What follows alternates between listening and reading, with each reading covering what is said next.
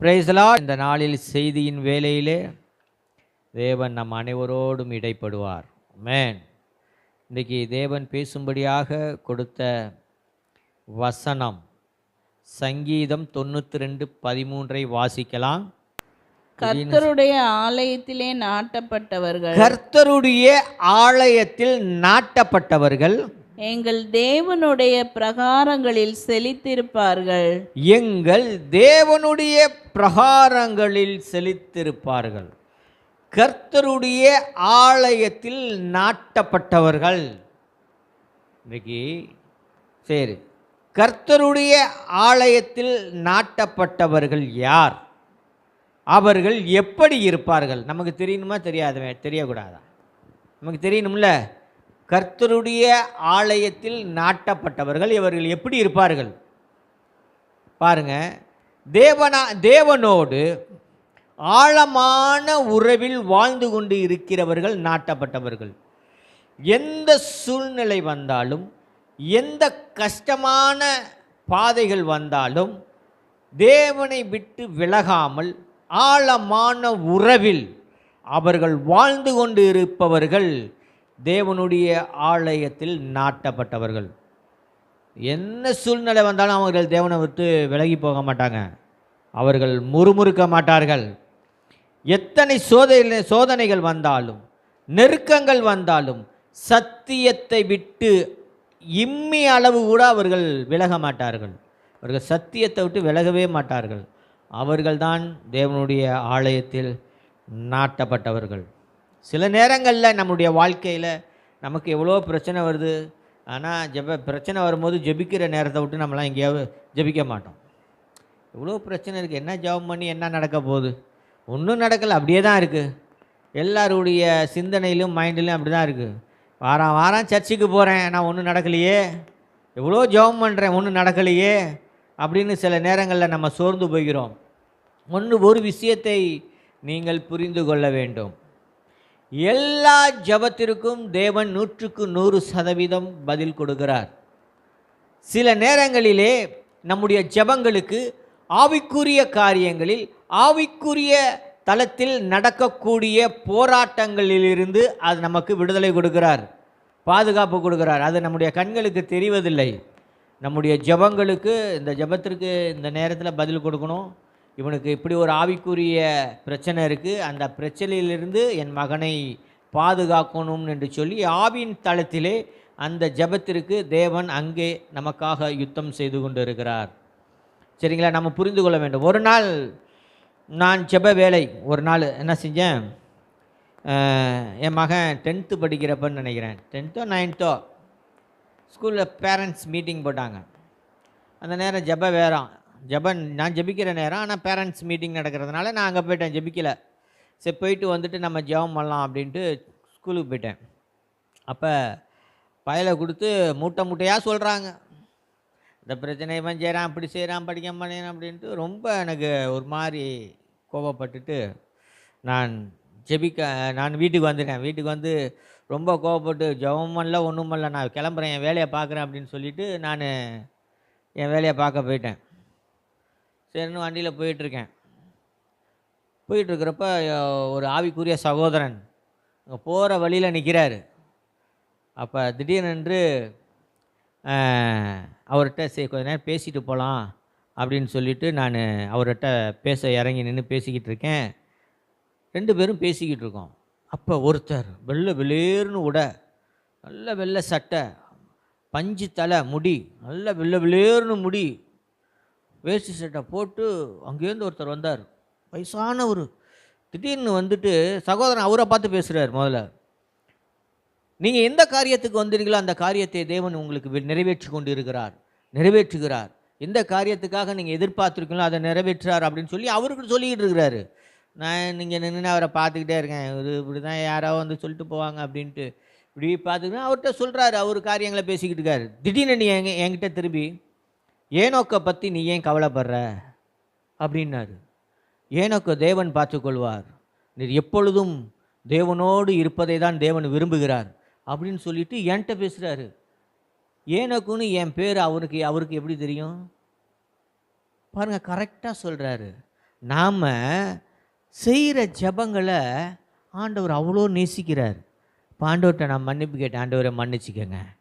அந்த கேட்குறார், கரெக்டாக பேரை சொல்லி, ஏனோக்கை தேவன் பார்த்துக்கொள்வார், நீ ஏன் கவலைப்படுற, நீ எப்பொழுதும் தேவனோடு இடைப்பட்டு இருப்பதை தேவன் விரும்புகிறார் என்று சொல்லிட்டு நாங்கள் 2 பேரும், அவங்க கேட்குறாங்க ஏனோக்கு நான் யாருன்னா, அந்த ஒரு பிரதர் கேட்குறா, அவன் என் மகன் தான் பிரதர், நான் இது மாதிரி பிரச்சனை இது மாதிரி வந்துட்டேன், அதனால் யார் சொல்லிட்டு போகிறாங்க, அவரை கூப்பிடுங்க, அவர் எங்கே இருக்காருன்னு பார்த்தா ஆளை காணோம். திரும்பி பார்க்குறதுக்குள்ளே அவளை ஆளை காணோம். யார் வந்தா யார் பேசுனா எப்படின்னு சொல்லிட்டு எனக்கு ஒரு ஆறுதலான வார்த்தையை கொடுத்து விட்டு போனார். தேவனோடு நம்ம நெருங்கி வாழ வேண்டும், அதுதான் தேவன் விரும்புகிறார். எந்த நெருக்கத்தில் இருந்தாலும் தேவனோடு ஆழமான உறவை ஏற்படுத்தி கொள்ள வேண்டும். இந்த நாட்கள் ரொம்ப கடைசி நாட்கள். 3ஆம் உலக யுத்தங்கள் ஆரம்பமாகி கொண்டு இருக்கிறது. எல்லா சூழ்நிலையிலும் இயேசு கிறிஸ்துவின் வருகைக்கு எல்லாம் அந்த உலகம் ஆயத்தப்பட்டு கொண்டு இருக்கிறது. எல்லாமே நிறைவேறி கொண்டு இருக்கிறது. சொல்லப்பட்ட தீர்க்க தரிசனங்கள் எல்லாம் நிறைவேறி கொண்டு இருக்கிறது. நீங்கள் இந்த உலகத்தின் காரியங்கள் எப்படி, இயேசு கிறிஸ்துவின் வருகை எப்படி இருக்கும் என்பதை இஸ்ரவேல் தேசத்தை குறித்து நாம் புரிந்து கொள்ள முடியும். அதுதான் உலகத்தின் கெடிகாரம், கால கணக்கு. அதில் நடக்கும் ஒவ்வொரு சம்பவங்களும் இயேசு கிறிஸ்துவின் வருகையை குறித்ததான ஒரு காலமாய் இருக்கிறது. புரிந்து கொள்வோம். சரி, கர்த்தருடைய ஆலயத்தில் நாட்டப்பட்டவர்கள் எங்கள் தேவனுடைய பிரகாரங்களில் செழித்திருப்பார்கள். பிரகாரங்கள் தான் என்னன்னு தெரியுமா? பிரகாரம் யாருக்காவது தெரியுமா? பிரகாரம்னா என்னன்னு தெரியுமா? ஒரு விஷயம் நல்லா கவனிங்க. இதுதான் ஆசரிப்பு கூடாரம். சரியா? இந்த படத்தை பாருங்கள். இதுதான் ஆசரிப்பு கூடாரம். சரியா? இந்த ஆசரிப்பு கூடாரத்தில் இது பரிசுத்த ஸ்தலம், இது மகா பரிசுத்த ஸ்தலம். இந்த இடம் தான் மகா பரிசுத்த ஸ்தலம். இங்கே தான் ஷெக்கீனா மேகம் இருக்கும், ஷெக்கீனா மகிமை.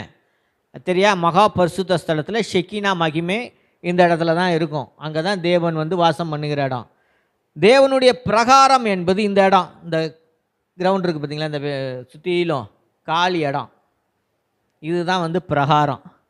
இந்த மகாபரிசு இந்த உள்ளுக்கு பார்த்தீங்கன்னா 30 அடி அகலம் 60 அடி உயரம் கொண்ட ஒரு திரைச்சீலை இருக்கும். 40 இன்ச்சு பெட்டு இருக்குல்ல, பெட்டோட அளவு மாதிரி 40 இன்ச்சு திக்னஸ். அந்த திக்னஸ் அளவுக்கு திரைச்சீலை இருக்கும்.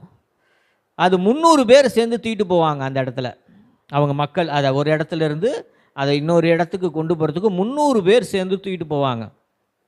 அந்த மாதிரி 42 இடத்துல அவர்கள் பாளையம் இறங்கினார்கள். இந்த மாதிரி கூடாரத்தை அவர்கள் இஸ்ரவேல் மக்கள் போட்டார்கள். சரிங்களா? அப்போ அந்த திரைச்சீலை தான் இயேசு கிறிஸ்துவின் மரிக்கும் பொழுது தேவாலயத்தில் உள்ள திரைச்சீலை மேலிருந்து கீழ் வரை கிழிக்கப்பட்டது. சரியா? இதுதான் தேவனுடைய பிரகாரங்கள் என்று சொல்லும் பொழுது இந்த இடம். இந்த இடத்துல மக்கள் செழித்திருப்பார்கள். கர்த்தருடைய ஆலயத்தில் நாட்டப்பட்டவர்கள் எங்கள் தேவனுடைய பிரகாரங்களில் செழித்திருப்பார்கள். ஓகே, இப்படி இந்த வசனத்தை குறித்து பார்க்கும் பொழுது தேவனோடு ஆழமான உறவு வைத்திருக்கும் மக்கள் இன்றைக்கும் அவரோடு இணைந்து செயல்படுவார்கள். அவர்கள் ஆரம்பத்தில் எப்படி தேவனோடு ஆழமான உறவில் ஈடுபட்டார்களோ, தேவனுடைய ஆலயத்தில் நாட்டப்பட்டவர்கள் அவர்கள் கடைசி நிமிடம் வரையிலும் அந்த ஆழமான உறவை விட்டு அவர்கள் விலக மாட்டார்கள். கடைசி வரையிலும் அப்படி இருப்பார்கள். சரி, இந்த செய்தியின் வேளையிலே தேவன் பேசும்படியாக கொடுத்த சில காரியங்களை பார்க்கலாம். ராகாப்பை குறித்து தேவன் சில காரியங்களை நாம் பார்க்கலாம். பாருங்கள், திடீரென்று காலையிலே இந்த ராகாப்பை குறித்து தேவன் பேசிக்கொண்டு இருந்தார். ராகாப் என்னும் வேசி என்று வேதம் சொல்லுகிறது. எரிகோவின் மதில் சுவரிலே தன்னுடைய இருப்பிடத்தை கட்டி அங்கே வாழ்ந்து கொண்டிருந்த அந்த மகளுக்கு தேவன் அந்த குடும்பத்தையே பாதுகாத்து வந்தார். பாருங்க, யோசுவாவின் புஸ்தகம் 2வது அதிகாரம் 1வது வசனத்திலே என்ன குறிப்பிட்டிருக்கிறது? யோசுவா 2 வேவுகாரர்களை எரிகோவை போய் பார்க்கும்படியாக, வேவு பார்த்துட்டு வரும்படியாக அனுப்புகிறார். யார்? யோசுவா 2 வேவுகாரர்களை போய் பார்த்துட்டு வரும்படி அழைக்கிறார், அனுப்பி விடுகிறார். அந்த வேளையில் இந்த 2 வேவுகாரர்களும் ராகாப் என்னும் வேசியின் வீட்டுக்குள் போய் அங்கே தங்கியிருந்து வேவு பார்க்கிறார்கள். வாசிக்கலாம். 2:1 யோசுவா. நூனின் குமாரனாகிய யோசுவா சித்தீமிலிருந்து வேவுகாரராகிய 2 மனுஷரை ரகசியமாய் வேவு பார்க்கும்படி அனுப்பி, நீங்கள் போய் தேசத்தையும் எரிகோவையும் பார்த்து வாருங்கள் என்றான். அவர்கள் போய் ராகாப் என்னும் பெயர் கொண்ட வேசியின் வீட்டுக்குள் பிரவேசித்து அங்கே தங்கினார்கள். தேசத்தை வேவு பார்க்கும்படி இஸ்ரவேல் புத்திரரில் சில மனுஷர் இந்த ராத்திரியிலே இங்கே வந்தார்கள் என்று எரிகோவின் ராஜாவுக்கு சொல்லப்பட்டது. 1வது வசனம் தானே? 1-2 பாருங்க. இப்போ இந்த வேவுகாரர்கள் அங்கே போய் தங்குகிறதை நம்ம பார்க்கலாம். ராகாப் புறஜாதியாக பெண். அவர் எரிகோவின் மதில் சுவரிலே தன் இருப்பிடத்தில் வாழ்ந்து கொண்டு இருந்த ஒரு பெண். அந்த பெண் என்ன சொல்லுகிறார் நம்முடைய தேவனை குறித்து பாருங்க. அவர் புறஜாதி பெண்ணாக இருந்தாலும் நம்முடைய தேவனை குறித்து நன்கு அறிந்து கொண்டிருந்தார். நம்முடைய தேவனை குறித்து நன்கு அறிந்து வைத்திருந்த ஒரு பெண். தேவன் எப்படிப்பட்டவர் என்பதை எரிகோவின் பட்டணத்தில் மதில் சுவரில் குடியிருந்த அந்த பெண்ணுக்கு தேவன் எப்படிப்பட்டவர் என்பதை இந்த ராகாப் அறிந்திருந்தாள். சரி, ராகாப் நம்முடைய தேவனை பற்றி ஒரு ஸ்டேட்மெண்ட் கொடுக்குறா. என்ன கொடுக்குறாங்கன்னா பாருங்க. யோசுவாவின் புஸ்தகம் 2வது அதிகாரம் 9, 10, 11 3 வசனங்களை நம்ம வாசிக்கும் பொழுது ராகாப் தேவனை குறித்ததான ஒரு ஸ்டேட்மெண்ட் என்னன்னு அங்கே நம்ம நல்லா கவனிக்க முடியும். வாசிக்கலாம். கர்த்தர் உங்களுக்கு தேசத்தை ஒப்பு கொடுத்தார் என்றும் உங்களை பற்றி எங்களுக்கு திகில் பிடித்திருக்கிறது என்றும். பாருங்க, உங்களுடைய தேவன் உங்களுக்கு சொல்லியபடியெல்லாம் தேவன் உங்களுக்கு செய்கிறார். எப்படி? உங்களுக்கு தேசத்தை கொடுப்பேன்னு சொன்னார், கொடுத்துருக்கிறாரு. அப்புறம் வாசிங்க. உங்களை குறித்து தேசத்து குடிகள் எல்லாரும் சோர்ந்து போனார்கள் என்றும் அறிவேன். நீங்கள் எகிப்திலிருந்து புறப்பட்ட போது கர்த்தர் உங்களுக்கு முன்பாக சிவந்த சமுத்திரத்தின் தண்ணீரை வற்றி போக பண்ணினது. நல்லா கவனிங்க. நீங்க எகிப்திலிருந்து புறப்பட்ட போது என்ன, அங்க இருந்த சிவந்த சமுத்திரத்தை வற்றி போக பண்ணி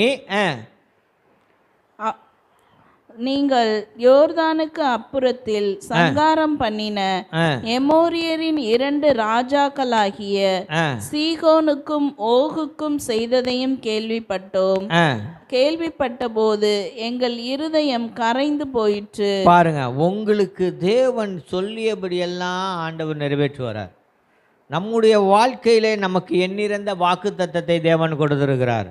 ஆனால் புறஜாதியாகிய இந்த ராகாப் நம்முடைய தேவனை பற்றி தெரிந்ததை விட நமக்கு அதை விட ஒன்றுமே தெரியாமல் இருக்கு.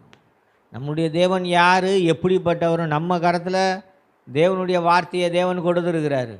ஆனால் நாம் நம்முடைய தேவனை குறித்தாத நம்ம மகிமையும் தெரியல, அவர் எப்படிப்பட்டவருன்னு அறியல, ஒன்றுமே புரியல. நாம் ஏதோ ஒன்றும் நம்ம மாட்டுக்கு வரோம் போகிறோம், இப்படியே ஓடிக்கிட்டு இருக்கோம்.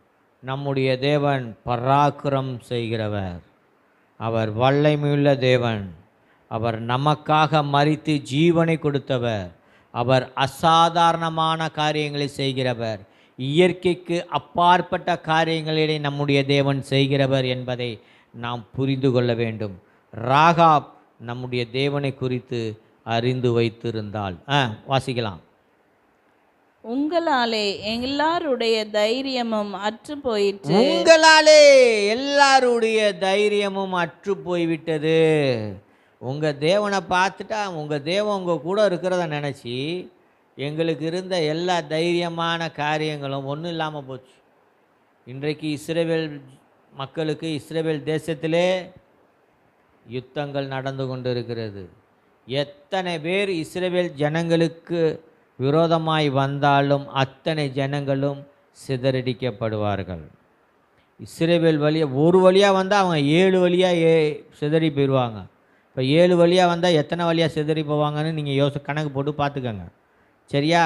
இஸ்ரவேல் தேசத்தை தேவன் ஆசீர்வதிக்கிறார், நேசிக்கிறார். நம்ம தேவனுடைய பிள்ளைகளாக இருக்கிறோம்.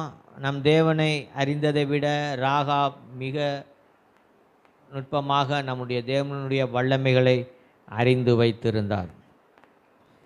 அதே போலத்தான் ஆமான் மனைவி அறிந்து வச்சுருந்தார்.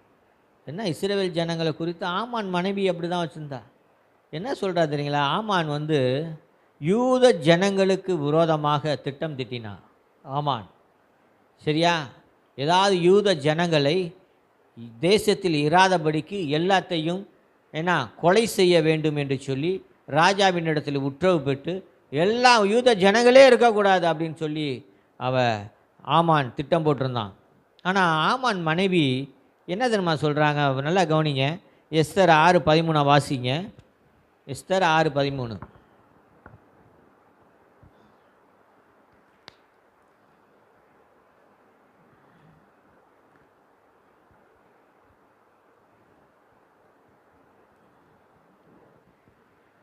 ஆமான் தனக்கு நேரிட்ட எல்லாவற்றையும் தன் மனைவியாகிய சிரேஷுக்கும் தன் சிநேகிதர் எல்லாருக்கும் அறிவித்த போது அவனுடைய ஆலோசனைக்காரரும் அவன் மனைவியாகிய சிரேஷும் அவனை பார்த்து, மொர்தகாய்க்கு முன்பாக நீர் தாழ்ந்து போக தொடங்கினீர். அவன் யூத குலமானால் நீர் அவனை மேற்கொள்ளாமல் அவனுக்கு முன்பாக தாழ்ந்து போவது நிச்சயம் என்றார்கள். யூத குலமானால் அவன் தேவனுடைய ஜனமாய் இருந்தால் உன்னால் அவனை மேற்கொள்ள முடியாது. அவன் யாராக இருந்தாலும் அவனுக்கு என்ன செய்யணும்? மேற்கொள்ள முடியாது. நீ தாழ்ந்து தான் போய் ஆகணும். பாருங்கள், ஆமானுடைய மனைவிக்கு தெரியுது நம்ம தேவனுடைய ஜனங்களாக இருக்கிறோம். அவருடைய இரத்தத்தினால நம்ம கழுவப்பட்ட ஜனம். அவருடைய இரத்தத்தை கிரயமாக கொடுத்து நம்மை வாங்கப்பட்ட அவருடைய ஜனமாக இருக்கிறோம். நாம் தேவனுடைய பிள்ளைகளாக இருக்கிறோம். நாம் தேவனுடைய சார்பில் நின்று நம்ம உலக காரியங்களை நம்ம நடப்பித்து கொண்டு இருக்கிறோம். இந்த உலகத்தில் நம்மை தேவன் ஸ்தானாதிபதியாக ஏற்படுத்தி வைத்திருக்கிறார். பரலோகத்தின் ராஜ்யத்தை பூமியிலே ஸ்தாபிப்பதற்காக நம்மை ஸ்தானாதிபதியாக தேவன் ஏற்படுத்தி வைத்திருக்கிறார். அதை நம்ம மறந்துடக்கூடாது. சின்ன சின்ன பிரச்சனைகளுக்கெல்லாம் நம்ம சோர்ந்து போயிடக்கூடாது. எல்லா சூழ்நிலையும் தேவன் மாற்றுவார், எல்லா காரியங்களையும் நிறைவேற்றுவார். சரி, ஓகே. யோசுவா 6:25 வாசிங்க. யோசுவா 6:25 வாசிங்க.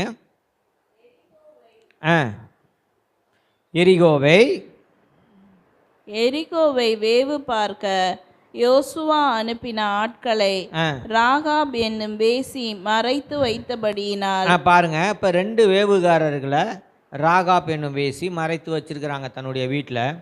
அப்போ அந்த தேசத்தில் உள்ள மக்கள் எல்லாம் அந்த 2 பேரையும் கொல்லணும், அவங்கள வேவு பார்க்க வந்திருக்காங்க, அவங்கள விடக்கூடாதுன்னு சொல்லி ஒரு கொலை செய்ய வகை தேடுறாங்க.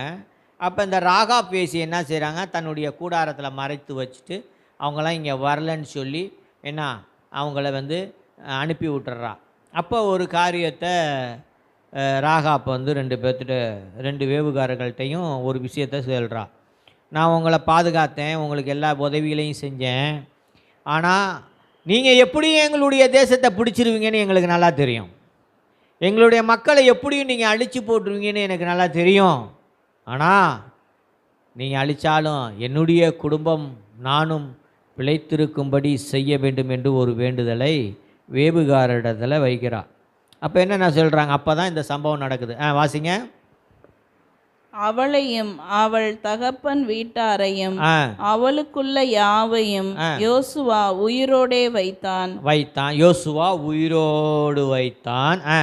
அவள் இந்நாள் வரைக்கும் இஸ்ரவேலின் நடுவிலே குடியிருக்கிறாள். அவள் இந்நாள் வரையிலும் இஸ்ரவேல் நடுவிலே குடியிருக்கிறாள். எங்க? இஸ்ரவேல் நடுவிலே குடியிருக்கிறாள்.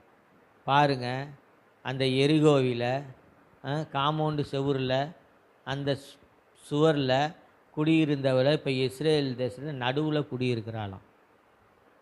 நம்ம தேவன் மேல் வைக்கும் விசுவாசம், தேவனுடைய ஆலயத்தில் நாட்டப்பட்டவர்கள் இப்படி தான் இருப்பார்கள். நம்மளை புறந்தள்ளினவர்கள், நம்மை ஒதுக்கினவர்கள், எல்லாரும் ஒதுக்கினாலும் தேவன் நம்மை உயர்த்தி வைக்கிற தேவன். இஸ்ரவேல் நடுவிலே இந்நாள் வரையிலும் குடியிருக்கிறாள் என்று சொல்லி நாம் பார்க்கலாம். பாருங்கள், ராகாப் அவள் தேவன் மேல் வைத்த விசுவாசம். அவள் பாருங்கள், இயேசு கிறிஸ்துவின் பிறப்பில் வம்ச பட்டியலில் ராகாப்பினுடைய பெயரும் வருகிறது. அவள் விசுவாசித்தாள், தேவனை அறிந்திருந்தாள். பாருங்கள், யாக்கோபு 2:25 வாசிக்கலாம். அதுக்கு முன்னாடி எபிரேயர் 11:31 கூட வாசிக்கலாம். அதுலேயும் ராகாப்பை குறித்து வருது. எபிரேயர் 11:31 வாசிச்சுட்டு யாக்கோப்பை வாசிங்க.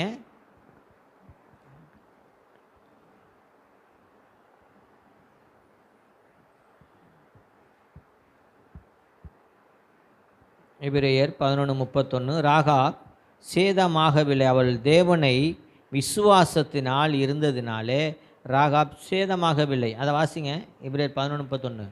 விசுவாசத்தினாலே ராகாப் என்னும் பேசி வேவுகாரரை சமாதானத்தோടെ ஏற்றுக்கொண்டு கீழ்ப்படியாதவர்களோட கூட சேதமாகாதிருந்தாள். பாருங்க, இந்த மாதிரி தான் நம்முடைய வாழ்க்கையில் எத்தனை பிரச்சனைகள் வந்தாலும், எந்த சூழ்நிலைகள் இருந்தாலும் நம்ம சேதப்படுத்தவே மாட்டார். யாக்கோபு 2:25.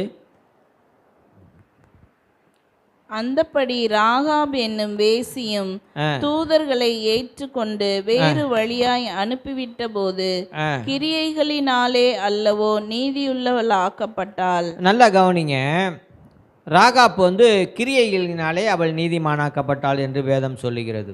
ஒரு விஷயத்தை பாருங்க. அப்போ வேவுகாரர்களிடத்தில் ராகாப் கேட்குறா, எங்கள் குடும்பம் பாதுகாக்கணும் அப்படின்னு சொல்லி கேட்கும் பொழுது வேவுகாரர்கள் அவங்க என்ன சொல்லிட்டு போகிறாங்கன்னா, ஒரு சிகப்பு நூலை என்ன செய்யணும், நீ ஜன்னலில் கட்டி வை, அப்பொழுது எக்காதம் ஓதும், தேவதூதர்கள் எரிகோவை தகர்க்கும் பொழுது உன்னுடைய குடும்பம் பாதுகாக்கப்படும். சிகப்பு நூலை கட்டி வச்சு. இப்போ நான் சொல்கிறேன், இப்போ உங்கள் சகோதரிகிட்ட சொல்கிறேன், நீங்கள் போய் ஒரு சிகப்பு நூலை உங்கள் ஜன்னலில் போய் கட்டி வைங்க, ஆண்டவர் பாதுகாப்பாருன்னு. அப்போ என்ன செய்வோம்? இந்த நூலை வச்சிருந்தா நம்ம எப்படி பாதுகாக்க முடியும்? நினைப்போமா நினைக்க மாட்டோமா? நினைக்குவோம். ஆனால் அந்த சிகப்பு நூலைகள்னு அவங்க சொன்ன வார்த்தையிலே அவள் விசுவாசமாக இருந்தார். சொல்லிட்டாங்க, ஆனால் தேவன் செய்வார் என்ற நம்பிக்கை அப்படியா இருந்தது. சரியா? அந்த ராகாப் கிரியைகளினாலே நீதிமானாக்கப்பட்டாள். யோசுவா 2வது அதிகாரம் 7:21 வாசிங்க. இந்த சிகப்பு நூலை குறித்து அங்கே எழுதப்பட்டிருக்கு. யோசுவா 2:17-21.